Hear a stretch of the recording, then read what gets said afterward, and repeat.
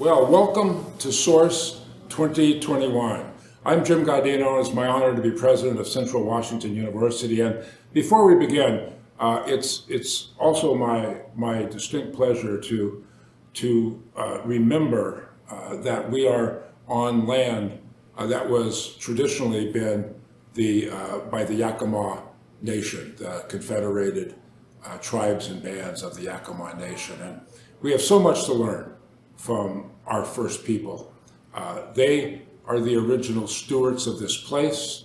They remain stewards of this place in protecting our land, our air, and our water. And I want to thank everyone involved in the Yakima Nation for the work that they do on sustainability and for being such fantastic hosts to Central Washington University. This was a bittersweet evening for me because this is my last source as president of Central Washington, and it makes me want to say something that I said 12 years ago at my first source, and that is that there is nothing more typical of Central Washington University than Source. Source exemplifies the connection between students, faculty, and staff in what I believe to be the best learning environment in the West. Source brings fantastic people for research, for inquiry, for creative expression, and for professional development.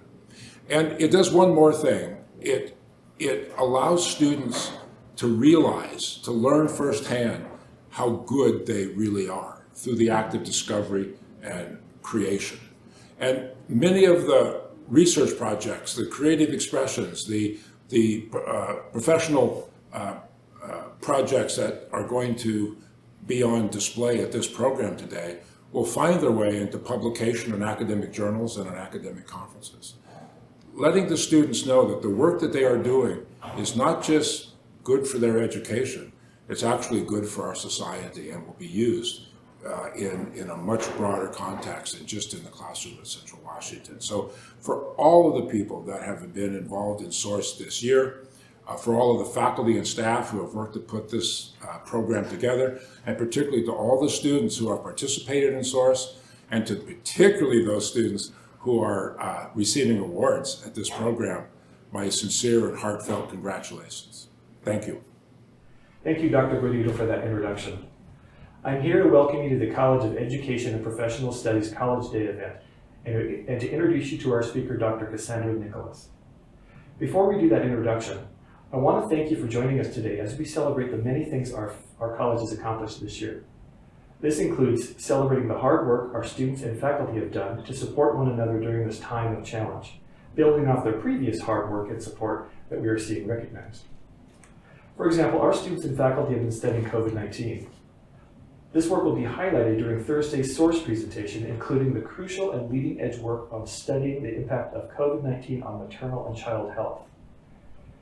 We are also proud of the work being done by current students and past alumni to create virtual education opportunities across the state. These Wildcats are setting the bar, modeling and training on best education practices, both virtual and face-to-face. These are just a few of the many examples of how our students, faculty, and community have worked to make the best of the situation. A specific alumni member who exemplifies this ability to shine in hard situations is the speaker that I would like to introduce to you now, Dr. Cassandra Nicholas. In 2013, Dr. Nicholas did an undergraduate research project with Professor Dr. G using the NHANES database and found that exposure to a commonly used pesticide that had been banned decades earlier was associated with an increased risk of metabolic syndrome. Specifically, individuals with the lowest blood levels of oxychloroquine had a several-fold increased risk for metabolic syndrome. She presented this at the 2014 Source and received a Source Award for her presentation, so we are so excited to have her back. Her research played a big role in her admission to the doctoral program in nutrition at the University of Illinois Champaign-Urbana. She is now completing a postdoctoral fellowship with WSU and recently was awarded a research grant to continue her work there. We were also excited because with the virtual opportunities of this year, she's been able to teach Nutrition 101 online in the Department of Health Sciences. Dr. Nicholas truly exemplifies where scholarship at Central can take you. Thank you, Dr. Nicholas, for joining us, and we look forward to what you will share. Hello, my name is Cassandra Nicolaus, and I'm grateful to the College of Education and Professional Studies at Central Washington University for an opportunity to be a speaker at this year's Source event. And I'm really appreciative of the opportunity to share this story that brought me to Central Washington and also where I've gone since.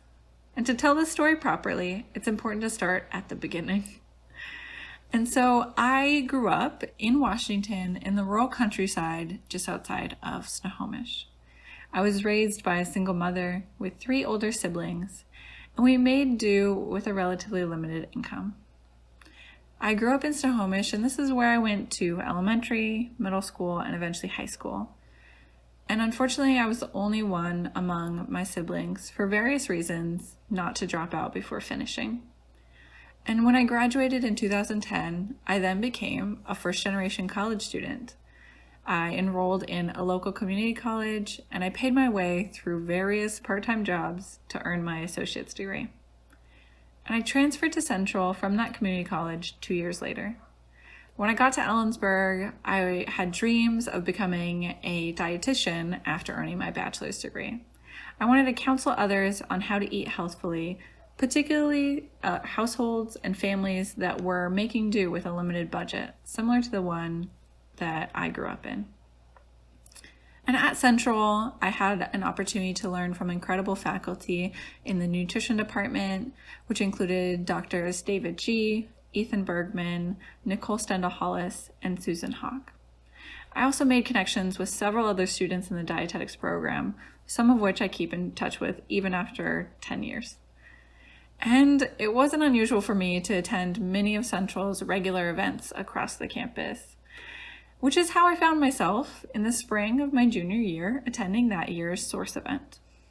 I saw another student from the nutrition department presenting results of a research project, and I remember being impressed about what she had conducted independently outside of the classroom, and I really wanted to figure out how I might be able to do something similar.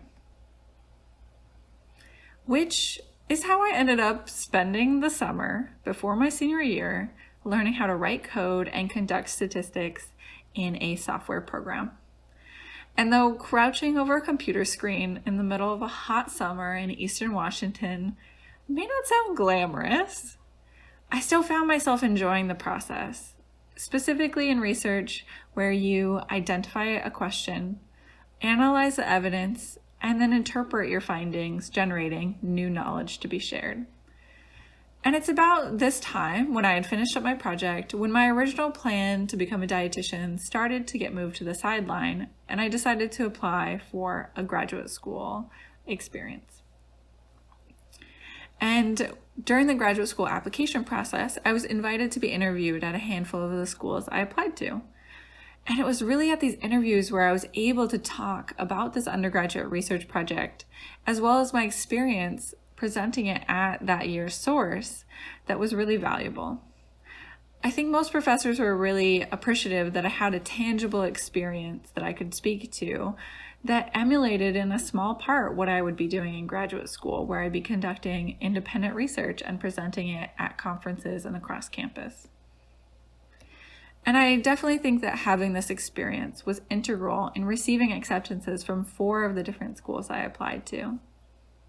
Ultimately, I accepted an offer to go to the University of Illinois at Urbana-Champaign, and I was also able to be fully supported during my time there, with my tuition being waived and a stipend for my living cost while I pursued both my master's and my PhD degrees in nutrition. And I just finished my PhD just over 2 years ago, back in 2019 now. So it's really not an exaggeration to say that Source started me on my long-term research path that I find myself on today. I've just recently moved into a position as a research assistant professor in the Elson S. Floyd College of Medicine at Washington State University. And I've had great opportunities over the last several years to work on a number of projects that have touched on a variety of things, such as promoting healthy foods and nutritious options in charitable settings, such as food pantries and food banks, as well as collaborating on a diabetes prevention intervention that targets some of the most vulnerable populations in the US that are at highest risk of developing diabetes during their lifespan, as well as projects that have looked at strategies to help reduce food waste at the household level to try to make a more equitable food system in the US. And earlier this year, I started my latest project, where I earned a 3-year grant from the National Institutes of Health, valued at just under $500,000. And I'll be using that funding to look at how screening for food insecurity or hunger in families that are visiting the clinical settings is happening. And though I didn't end up becoming a dietitian, I still realize that I'm pursuing more or less the same goal that I had, which was to promote health among some of the most vulnerable communities in the United States. And I'm doing so in a research setting that I really enjoy. So for me, Source and my larger experience at Central was a really large turning point in my career path. But even if your Source project or the presentations that you attend don't directly lead you into a path that you're going to pursue 10 years down the road, it can still be incredibly valuable. These extracurricular activities can provide you new ideas and new opportunities to learn that wouldn't be available in a classroom setting. You can also attain skills that can be transferred from your Source project setting to any other circumstance or long-term career that you want to pursue. And most tangibly, for those that maybe are going on the job market in the next year, are pursuing an internship, or maybe even plan to go to graduate school like I did, having something tangible like this, like a project that you present at something like Source, can be really valuable, not only to demonstrate to a future employer or colleague how you will use the knowledge you've gained at Central and the skills that you have to complete a project from beginning to end. And so for all of these reasons, I highly recommend engaging with Source as an attendee or as a presenter. And in closing, I just want to reiterate how grateful I am to both Central and the College of Education and Professional Studies for facilitating these opportunities for me to learn and discover a career path that's been long-term and rewarding. I can only wish the same for all of the current Wildcats who are pursuing an education during these difficult times, particularly. And with that, I'd like to thank you for your attention. I'm Andrea Eklund. I am the Department Director and Professor of Apparel Textile Merchandising at Central Washington University. So currently we are prepping for our annual fashion show. This year is the 25th anniversary of our show. A lot of students are staying home due to the pandemic, so we have 5 student designers this year. They are using real models, not half-size forms. And this year they are also creating masks to go along with their line. This is my second year designing for the show. Last year I designed on the half-size form, so this year's a lot different. Designers are in charge of everything from finding the models, from draping, flat patterning. We do fittings. They create them, they choose their music, the choreography, all of that. Which then on June 1st, we actually work in conjunction with the theater department. They are amazing to work with. We will be filming and doing our photo shoot in the Milo Smith Theater. My favorite part of the fashion show is probably seeing how everything looks at the very end. Like the whole process I find really stressful, but I still enjoy it. But definitely seeing like the finished product is when I get the most excited. June 1st, I will take all the interviews that I'm doing along with the footage and then create a digital fashion show, which we will feature June 6th at 6 p.m. It's a pretty exciting thing for students to actually be able to have this concept and this idea, which they initially sketch out, and have it come to fruition. I am Dr. Brandy Wiekers, the Director of the Office of Undergraduate Research. And I want to take this moment to say thank you for participating as we have this last presentation of the evening. In that thank you, I want to thank both the viewers and also the students, the faculty, and the community members that have all made this year's Source possible. It was a hard year, and everyone went above and beyond in creating their source presentations. So thank you. Thank you also for viewing tonight. If this is something that you would like to support more of, we are encouraging you to take and visit CW Source and give to the CW Source Summer Research Funds.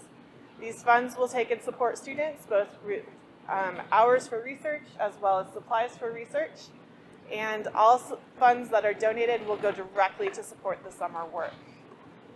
Right now, we've already received donations from across the country, including donations as low as $5. So if you are able and are interested in supporting more student work like this, we ask that you give. We also ask that you just check out the other CW Source presentations. If you visit CW Source, you'll see that we have virtual presentations available all week. We will also continue to have happy hours on that Monday, Tuesday, Wednesday, and Thursday night. To see more, you can visit CW Source on Facebook, on Twitter, and we hope that you will take and share with us your thoughts about this year's events. Thank you so much for everything you do to support undergraduate research. Have a great night. CW together.